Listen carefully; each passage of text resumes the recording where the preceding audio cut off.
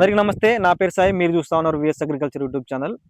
So చాలామంది రైతులు కావచ్చు, మిత్రులు కావచ్చు, మనకు ఫోన్లు చేస్తూ ఉన్నారు, కామెంట్ల రూపంలో అడుగుతూ ఉన్నారు. సో రానున్న రోజుల్లో మనకు మిర్చి ధరలు పెరుగుతాయా లేదా అనే ఇన్ఫర్మేషన్ అయితే ఇవ్వండి బ్రదర్ అని అయితే అంటున్నారనమాట. సో ఈ వీడియోలో అయితే కొన్ని కారణాలు చెప్తాను. సో దాన్ని బట్టి మీరే అర్థం చేసుకోవచ్చు అనమాట. రానున్న రోజుల్లో మిర్చి ధరలు పెరుగుతాయా తగ్గుతాయా అనేది అనమాట. సో ముందుగా నా పేరు వచ్చేసి సాయి కుమార్. మీరు చూస్తున్న ఛానల్ వచ్చేసి విఎస్ అగ్రికల్చర్ యూట్యూబ్ ఛానల్. ఈరోజు తేదీ చూసుకున్నట్లయితే 18వ తారీఖు 7వ నెల 2026 అండి. సో నిన్న మనం చూసుకున్నట్లయితే 17వ తారీఖు 7వ నెల 2026.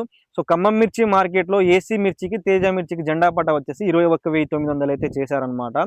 సో మనం చూసుకున్నట్లయితే గత వారం నుంచి చూసుకున్నట్లయితే రోజుకు మన రేట్లు అనేది పెరుగుకుంటా పోతా ఉన్నాయన్నమాట.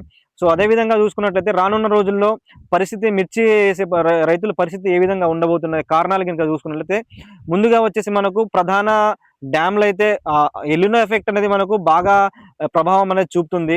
అందులో భాగంగానే ఏదైతే డ్యామ్లు ఉన్నాయో మన ప్రధాన డ్యామ్లు అయిన శ్రీశైలం, జూరాల, అదేవిధంగా నాగార్జున సాగర్, ఈ బెల్టులు ఏదైతే ఉన్నాయో అక్కడే మనకు ఇవి నిండితేనే దానికి చుట్టుపక్కల ఉండే రైతులు, మిర్చి రైతులు ఏవైతే ఉంటారో వాళ్ళు పంటలు పండించడానికి ఉంటుందన్నమాట. అవైతే ఇప్పటి వరకు నిండలేదు. సో అనుకున్న స్థాయికి కూడా నీళ్ళు అనేది రాలేదన్నమాట. ఇది వచ్చేసి మనకు ఫస్ట్ రీజన్. అదేవిధంగా సెకండ్ రీజన్ వచ్చేసి మనకు రైతులైతే మొత్తం స్టాక్ అనేది తీసేస్తా ఉన్నారనమాట. రైతుల దగ్గర స్టాక్ లేదు. 30 నుంచి 40% మాత్రమే స్టాక్ ఉంది. ఆల్మోస్ట్ రైతులందరూ తీసేస్తా ఉన్నారు. సో దీంట్లోనే ఇంకోటి ఏంటంటే ఓన్లీ స్టాక్ అనేది స్టాకిస్టుల దగ్గరే ఉందన్నమాట. దీన్ని బట్టి కూడా మనం ఆలోచించుకోవచ్చు. ఎందుకంటే వాళ్ళు రేట్లు పెరగకపోతే వాళ్ళు కూడా స్టాకులు తీసేస్తారు కాబట్టి వాళ్ళు ఉంచుతున్నారంటే ఖచ్చితంగా రానున్న రోజుల్లో మనకు రేట్లు పెరిగే అవకాశాలు అయితే ఉన్నాయన్నమాట. అదేవిధంగా చూసుకున్నట్లయితే మనకు ఏదైతే మధ్యప్రదేశ్లో ఉన్నాయో, మధ్యప్రదేశ్లో మిర్చి పంట సాగు ఏదైతే ఉందో అంత ఆశాజనకంగా అయితే లేదన్నమాట. సో అక్కడ ఆశించిన స్థాయిలో మనకు మిర్చి అనేది పండట్లేదు. అదేవిధంగా అక్కడ కూడా మనకు ఎల్లినో ప్రభావం అనేది చూపిస్తూ ఉందన్నమాట.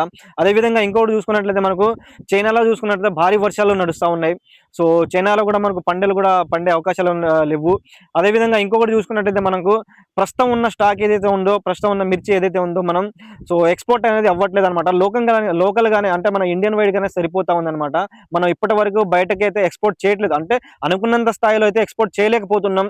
సో ప్రస్తుతానికి వచ్చేసి మనకు ఏదైతే ఇక్కడ ఉన్న మిర్చి నిల్వలు ఏదైతే ఉన్నాయో అవి మనకు లోకల్ గానే సరిపోతున్నాయి అనమాట. బయటకంటే ఎక్స్పోర్ట్ చేసేంత క్వాలిటీస్ కూడా ఎవరు తీయట్లేదు. సో ఏవైతే మీరు ఇప్పుడు దాకా చూసారో ఈ ప్రధాన కారణాలండి. సో ఈ కారణాలను బట్టి మీరు తెలుసుకోవచ్చు అనమాట రేట్లు రానున్న రోజుల్లో పెరుగుతాయా తగ్గుతాయా అనేది. సో దీన్ని బట్టి మీరు కూడా ఆలోచించండి. మిర్చి వేసే రైతులు. సో మా దగ్గర అయితే ప్లాంటేషన్ కూడా తగ్గే అవకాశాలు అయితే చాలా ఉందన్నమాట. సో దానికి రీజన్ వచ్చేసి ఎలినో ప్రభావం అనేది చాలా చూపిస్తుంది అనమాట మనకు. మీకు ఎలినో ప్రభావం ఏ విధంగా ఉందో మీరు కూడా కింద కామెంట్ సెక్షన్లో కామెంట్ చేయండి. అలాగే ఇలాంటి మరిన్ని వీడియోస్ కోసం మన ఛానల్ని సబ్స్క్రైబ్ చేసుకోండి. అలాగే మన వీడియోస్ని లైక్ చేయండి, తోటి మిత్రులకు, రైతులకు షేర్ చేయండి. మీకు ఏమైనా డౌట్స్ ఉంటే కింద కామెంట్ సెక్షన్లో, అదేవిధంగా స్క్రీన్ పైన మన నెంబర్ ఇస్తాను, దాన్ని కూడా కాంటాక్ట్ అవ్వచ్చు.